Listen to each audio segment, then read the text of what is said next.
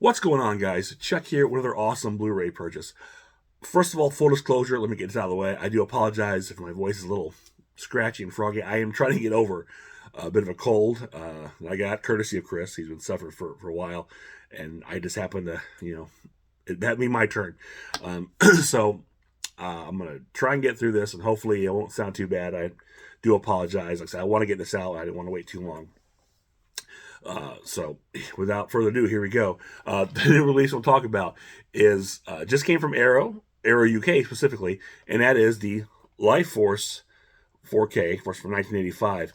Now, a lot of you probably know that not too long ago, Scream Factory released Lifeforce on 4K. So you're saying to yourself, why did you pick up Lifeforce from Arrow UK if you've in Arrow UK in 4K, if you got the Scream Factory Lifeforce in 4K? What's the deal? Well, the big thing with this was that only the theatrical version, or I should say the North American theatrical version, is in 4K. The international cut, excuse me, is in standard Blu-ray. Now it is a 4K scan, but it's not a 4K, Ultra HD. It's strictly a Blu-ray with a 4K, upgraded 4K scan, which is, I'm sure better than the original Blu-ray release. However, the Arrow UK version has both the US theatrical and the international cut are both in full 4K Ultra UHD.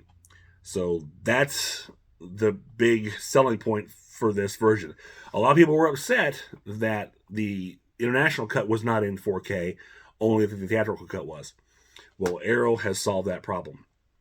Now, looking at the specs on this, it's basically the same release, more or less. The special features, from all I can tell, are exactly the same, with the exception that this has like an hour-long archival making-of documentary called Cannon Fodder on this film, which this does not include, so that's interesting.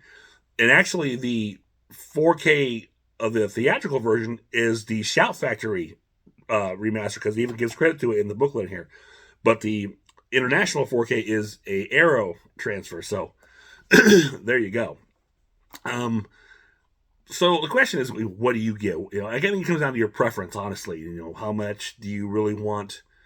Do you want the international cut over, in 4K? Are you okay with just getting international cut in Blu-ray? I mean, it's whatever. I mean, I got it because I didn't want the international cut in 4K.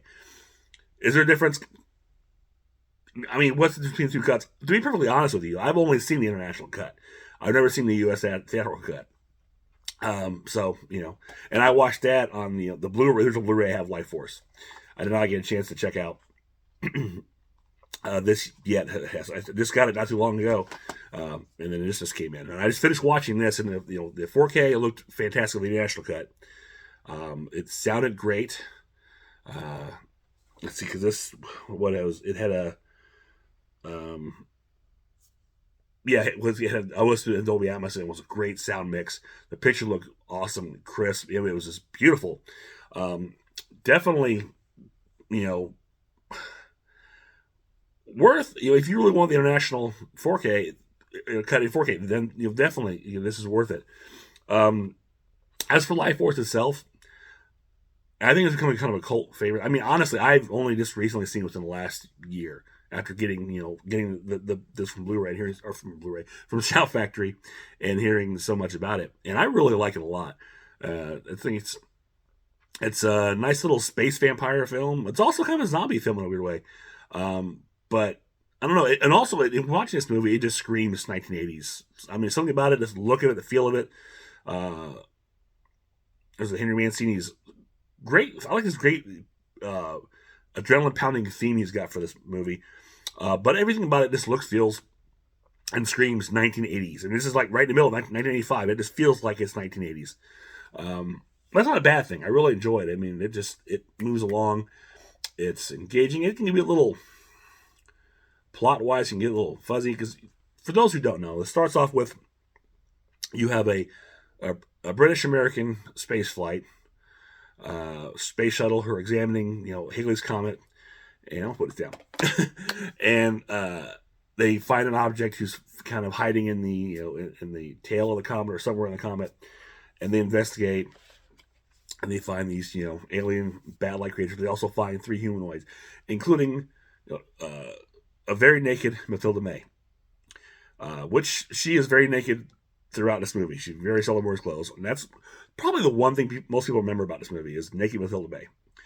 And there's a reason, because she's beautiful. She's absolutely gorgeous. And it works because, I mean, the whole point of this character is she's supposed to be very alluring, and you're drawn to her in a way you can't explain. And and it makes it because she is, extremely beautiful woman. And she's photographed, and how she looks, she looks absolutely amazing. It's easy to see and believe that you could be just mesmerized and transfixed by her in some way or another. Even if she wasn't, an alien vampire, space vampire, just Matilda May in general. But anyway, so they find, they bring these beings on the ship, and then was it like 30 days later, something like that, they're floating around and no contact, and so I love this in movies how the space people, space control, they say, "Well, get Columbia. We'll launch Columbia." I love the movies that it's so easy to, they play it like the space shuttles are going to be launched at a moment's notice. When we all know in real life, it takes months for a space shuttle to even, find the right time to lift off. I mean, if you look at, think about, I hate to bring this up, but the Space Shuttle Challenger, it took them forever. They kept trying to work out, the time frame, and they kept being delayed because they just couldn't, find the right conditions to launch. And, we won't go any further than that. But in movies, it's like, hey, we'll launch it. Space shuttles take off. Same thing.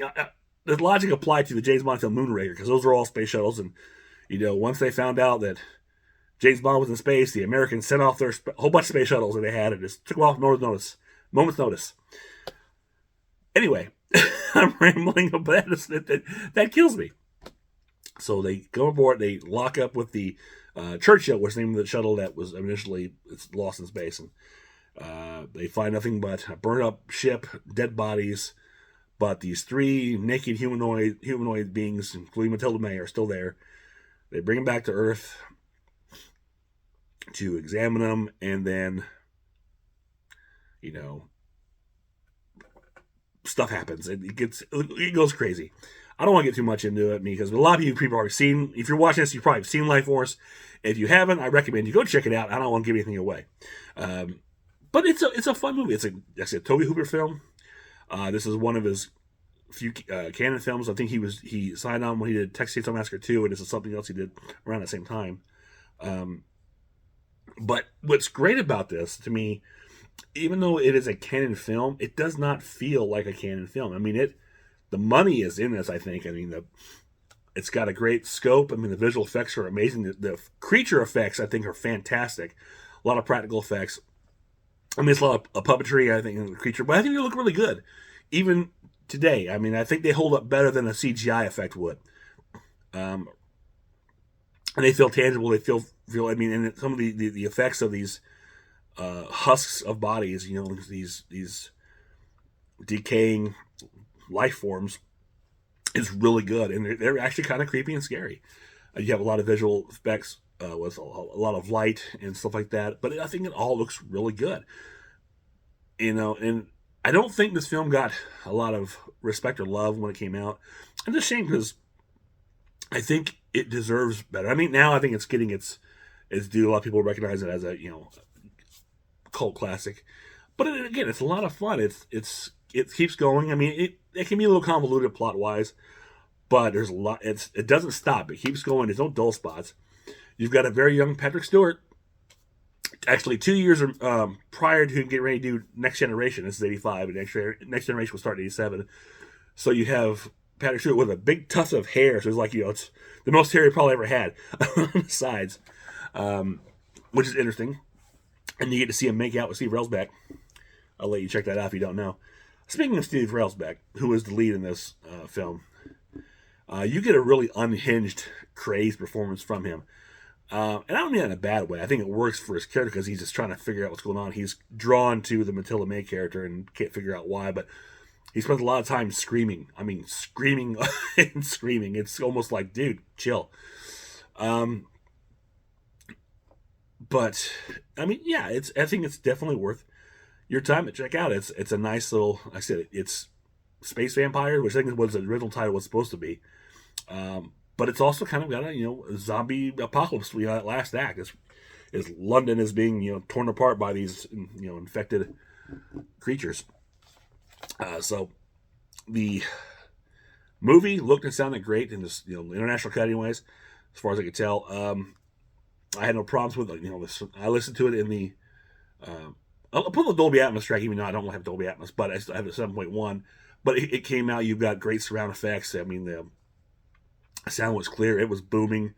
The score just jumps out at you. I mean, it's got like I said, it's a really good dun dun dun dun dun. That's not even right, but it's kind of that nice upbeat. It really, from the very get go, you have no credits, nothing. It just jumps right into at least the international cut. I think the American cut has like TriStar or something beginning, but the international cut, it jumps right into the action. You get the music and the credits, and it's just going. And it kind of ends the same way. It just bump starts credits and rolls, and it comes in quickly, it leaves quickly.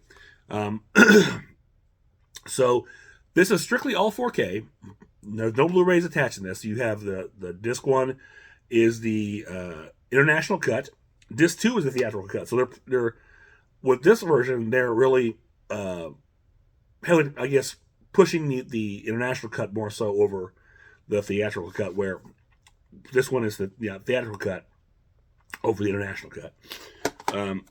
Again, all special features here are the same as the Scream Factory release, with the exception of the Cannon Fodder documentary.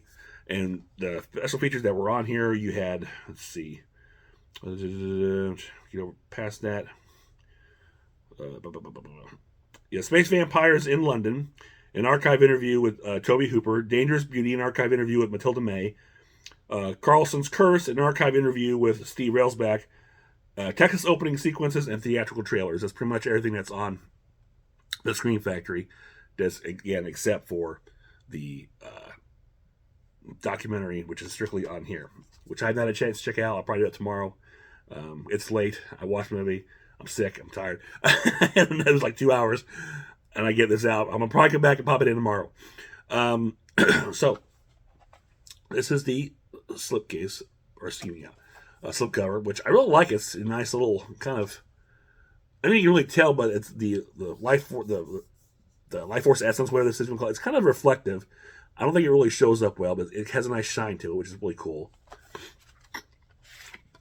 And then here you've got the reverse artwork, which the back, or the other side, this is the other side of that. So it doesn't have this artwork, which the Scream Factory has. I think this is the poster, probably the U.S. poster, I'm guessing. Inside you've got your booklet and your 2-disc, your international cut, your U.S. theatrical cut, and just I'd be careful we don't sew too much of Matilda May in here.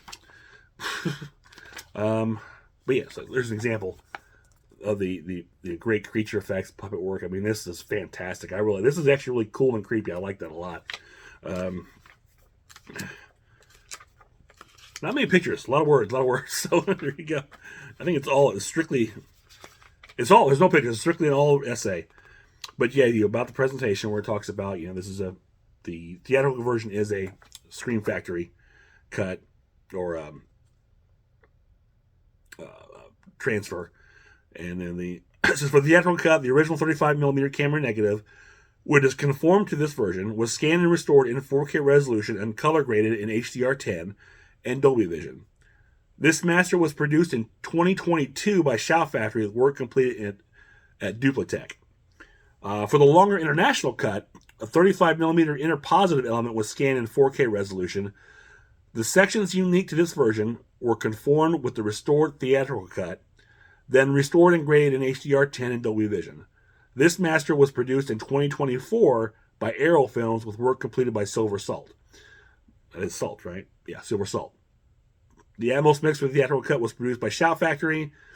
The Atmos mix for the international cut was produced by Aero Films. So you see, they took the Shout Factory disc, but they did their own international disc, which is interesting.